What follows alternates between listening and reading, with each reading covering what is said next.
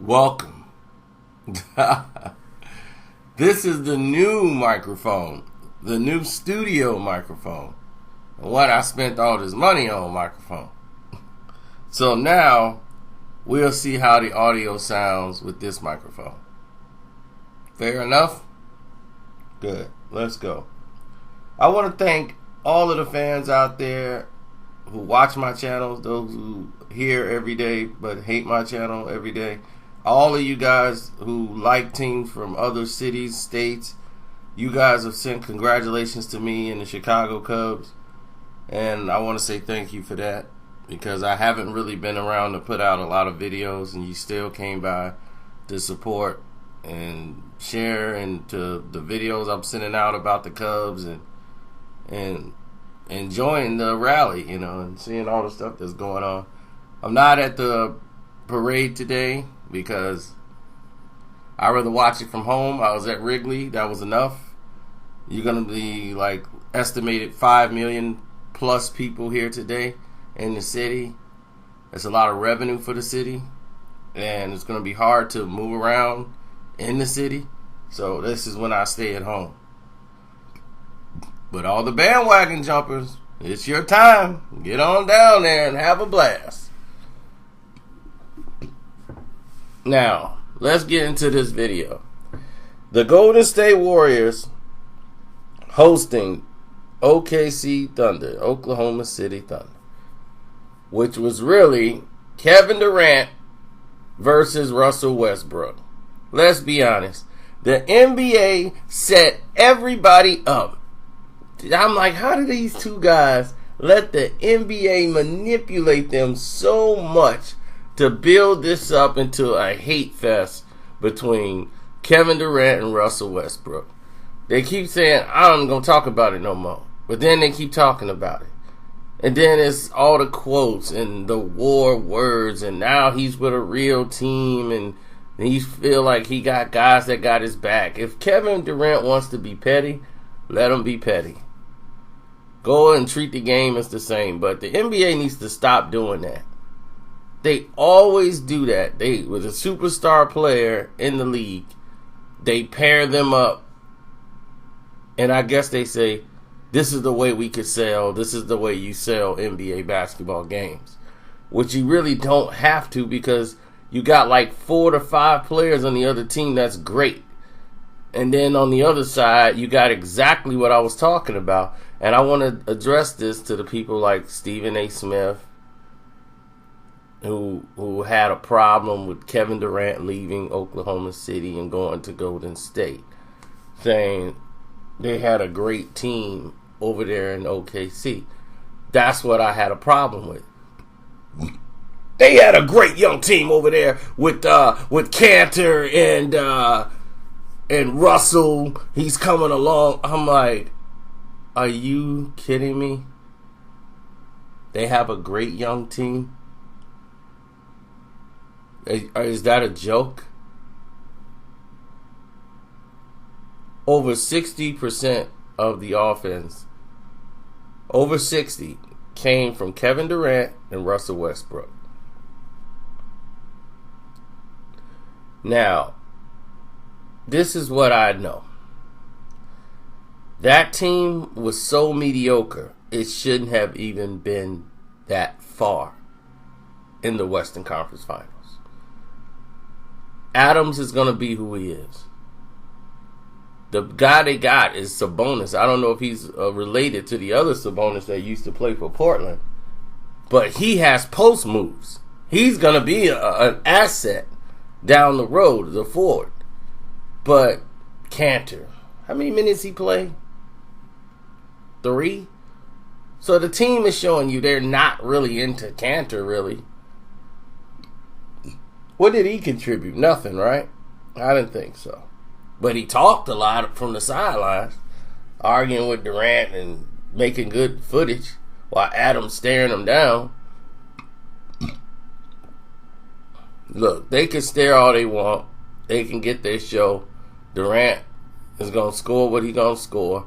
They cannot match up with the Golden State Warriors, with this team, period. They never could. The only problem that they had was Westbrook and Kevin Durant. Now they only have Westbrook to worry about. And everyone else is standing around because they're not running plays anymore. Russell Westbrook is amazing, but you cannot, as Michael Jordan couldn't, do it alone. And he's not trying to do it alone. It's just the personnel he got, they're not at his level. Russell, he's never going to be any better than what he is.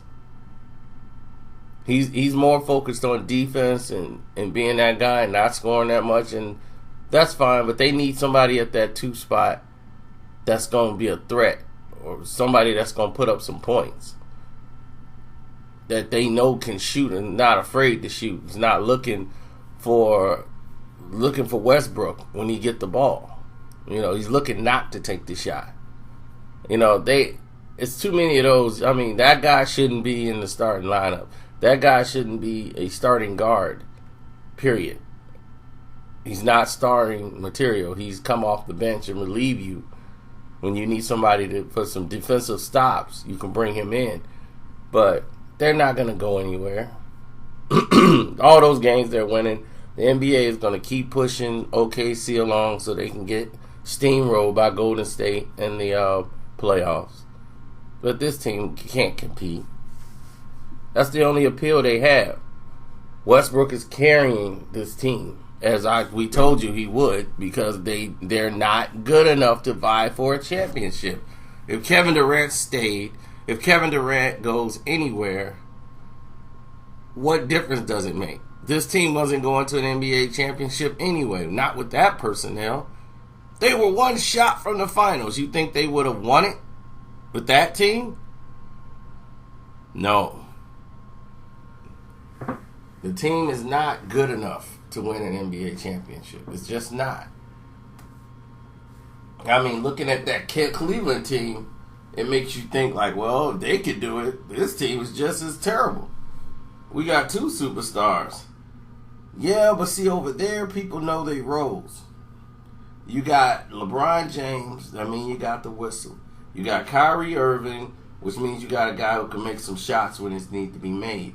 Everybody knows their role. And the longer they stay together, like Tristan Thompson and all this, Tristan Thompson will be a bust somewhere else. They would punk him and take him right out of his game. But now he's feeling confident now because he's got guys who can just go to him and he don't have to be the main guy. All they need him to do is grab a couple of rebounds and a couple of putbacks. Everybody knows their position. And that's what happened when a team play together. People learn their position. Now, OKC, like they said, going to have a hard time, even though they have a big market, in getting African-American talent or these young talented players, because there's not a lot of things to do in Oklahoma City that they would like. Well, that's granted, but the draft is coming up. And whether they like to play there or not, it's going to be like, do you want to play in the NBA or not? Because we're paying you and we want to go to a championship, and this is what's required. Golden State basically ran pick and roll, but they ran some offsets and ran plays into the paint that I thought were nice off a couple of sets. But that's what happens when you go up 20. But they still play live by the 3, die by the 3. So you playing inside-out basketball, kick out for 3s. The passing still isn't precise.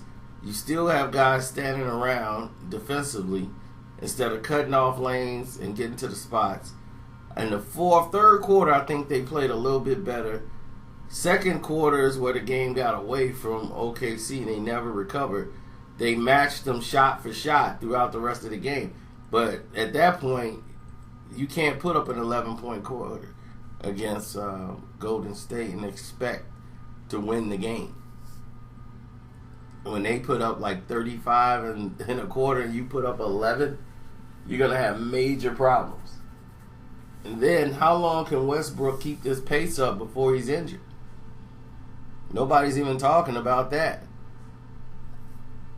You know, he wasn't designed to get his back broken in half. He wasn't designed to get stabbed, get pounded on. Because the thing is with Westbrook is he's a bolt of energy. He uses and exerts a lot of energy and force coming towards the basket. He's not somebody that's sitting out there just hitting jumpers all night to make it easier on himself. He's somebody that drives and creates. So he forces a lot of attention and a lot of contact. But he has definitely improved his game last year as far as distributing the ball and knowing how to get his shots off and making better selections of shots to where he can get 30 and still get 12, 13, 14 assists from guys who basically don't know how to score.